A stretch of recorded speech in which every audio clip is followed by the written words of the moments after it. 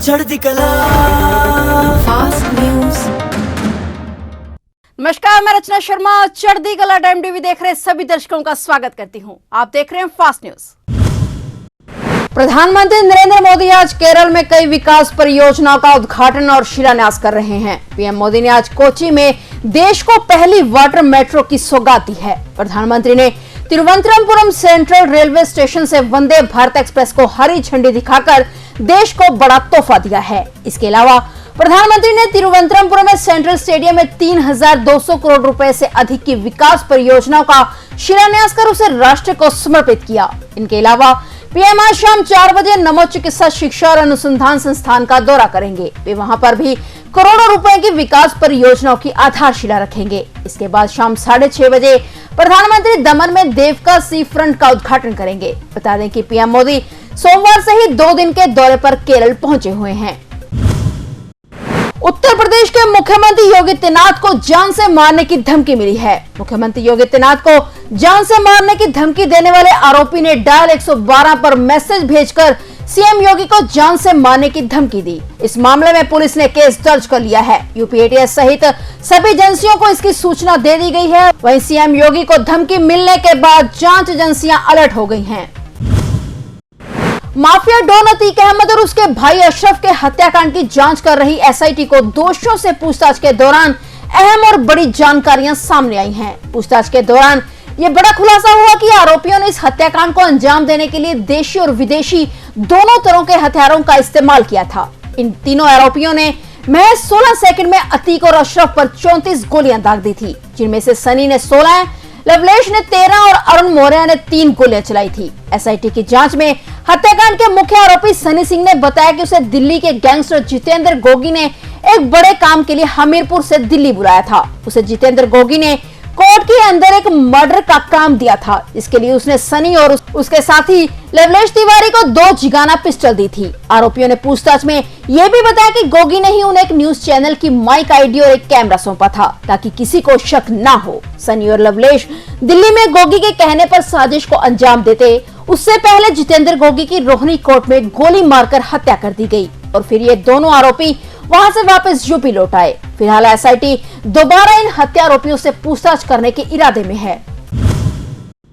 हरियाणा से gurdwara management committee ने गुरुद्वारा कोतवाली साहिब मोरिंडा पंजाब में सोमवार को गुरु ग्रंथ साहिब जी महाराज की बेअदबी और गुरुगढ़ के ग्रंथी सिंह से की गई मारपीट की सख्त शब्दों में निंदा की है। कमेटी ने केंद्र सरकार से मांग की है कि ऐसी घटनाओं को रोकने के लिए एक सख्त कानून बनाया जाए, जिसमें दोषी के लिए कम से कम 3 वर्ष तक जमानत का कोई प्रावधान न हो। इसके साथ ही मामले का ट्रायल फास्ट कोर्ट में दिया जाए और दोषी के लिए आजीवन कारावास की सजा के दंड का प्रावधान होना चाहिए। यदि केंद्र सरकार ऐसी सख्त सजा का प्रावधान नहीं करती है तो दिन प्रतिदिन बढ़ती इन घटनाओं पर अंकुश लगाना संभव नहीं होगा। यह मांग हरियाणा से गुरुद्वारा मैनेजमेंट कमेटी की हेड ऑफिस में प्रधान महंत करमजीत सिंह सेवापंथी की अध्यक्षता में हुई इमरजेंसी बैठक में की गई।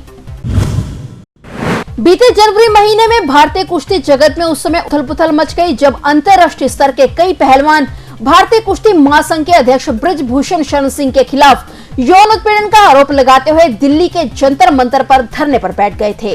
अब एक बार फिर बजरंग पुनिया, साक्षी मलिक, विनेश फोगाट समेत अनेक पहलवान दिल्ली के जंतर मंतर पर धरना दे रहे हैं। जंतर मंतर पर पहलवानों का धरना लगातार जारी है। वहीं हरियाणा के पूर्व मुख्यमंत्री और विधानसभा में विपक्ष के नेता भूपेंद्र सिंह हुड्डा ने दिल्ली में जंतर मंतर पर धरना दे रहे पहलवानों का समर्थन किया है। भूपेंद्र सिंह हुड्डा ने कहा कि बड़े दुख का विषय है कि देश का नाम रोशन करने वाले अंतर्राष्ट्रीय स्तर के खिलाड़ियों को धरने पर बैठना पड़ रहा है। उनको न्याय मिलना चाहिए। बता दें कि आज हरियाणा के पूर्व मुख्यमंत्री भूपेंद्र सिंह हुड्डा दिल्ली के जंतर मंतर के धरना स्थल पर पहलवानों से मुलाकात करने पहुंच रहे हैं। पाकिस्तान अपनी घटिया हरकतों से बाज नहीं आ रहा। दरअसल जिले के सीमावर्ती गांव शाहपुर अफगाना में गेहूं की कटाई करवा रहे किसान को खेतों में 2 पैकेटों में बंधी 2 किलो हेरोइन मिली। सूचना मिलते ही पुलिस और सीमा सुरक्षा बल के जवानों ने मौके पर पहुंचकर हेरोइन को कब्जे में लेकर जांच शुरू कर दी है। किसान प्रभजिंदर ने अपने खेतों में गेहूं की कटाई करवाने के दौरान बताया कि इसी दौरान अचानक खेत में पीले रंग का एक लिफाफा मिला। इसमें कोई आपत्तिजनक चीज होने के शक पर किसान ने पुलिस को सूचित किया। पुलिस ने मौके पर जाकर यह पैकेट कब्जे में ले लिए और उसमें 2 किलो हेरोइन बरामद की गई। इस लिफाफे पर इंडिकेटर भी लगे हुए थे। पुलिस ने सीमा सुरक्षा बल के जवानों के साथ इलाके में फिर से सर्च अभियान शुरू किया है। लुधियाना के विधायक रहे सिमरजीत सिंह बैंस के बेटे अजयप्रीत बैंस की ओर से अग्रिम जमानत की याचिका पर सुनवाई के लिए हाईकोर्ट पहुंचे जांच अधिकारी को हाईकोर्ट परिसर में ही धमकी दे दी। जांच अधिकारी ने फिर कोर्ट में जाकर सुनवाई कर रहे जज को शिकायत की। इस पर कोर्ट ने अजयप्रीत बैंस की गिरफ्तारी पर 2 दिन पहले लगाई रोक हटा ली है, जिसके बाद अब पुलिस उसे गिरफ्तार कर सकती है। कोर्ट ने अग्रिम जमानत की याचिका भी खारिज करने की बात कही, लेकिन अजयप्रीत के वकील एपीएस दियोल ने कोर्ट से क्षमा मांगते हुए कहा कि याचिकाकर्ता ने तैश में आकर ऐसा कहा है, लेकिन उनकी मंशा किसी को नुकसान पहुंचाने की नहीं थी। जालंधर की खामरा चर्च के पास्टर अंकुर नरूला के घर सहित 11 ठिकानों पर आयकर विभाग ने रेड की है। बताया जा रहा है कि सुबह 6 बजे से आयकर विभाग की टीम द्वारा रेड की गई है, जिसके तहत किसी भी शख्स को घर के अंदर या बाहर जाने नहीं दिया जा रहा। बता दें कि इससे पहले पंजाब में आयकर विभाग की टीम ने पंजाब की मशहूर चर्च और पास्टरों के घरों पर छापे मारे थे। छापेमारी जालंधर, कपूरथला, अमृतसर, मोहाली में हुई थी। उक्त कार्रवाई से चर्च से जुड़े लोगों के बीच हलचल पैदा हो गई है। भारत में कोरोना वायरस संक्रमण की रफ्तार अब कम होती नजर आ रही है। बीते कुछ दिनों से दहशत फैलाने वाले कोरोना से आज देश को कुछ राहत मिली है। स्वास्थ्य मंत्रालय द्वारा जारी किए गए आंकड़ों के मुताबिक बीते 24 घंटे में भारत में महामारी के 6,660 नए केस दर्ज किए गए हैं, जबकि अब देश में एक्टिव मामलों की संख्या घटकर 63,380 हो गई है।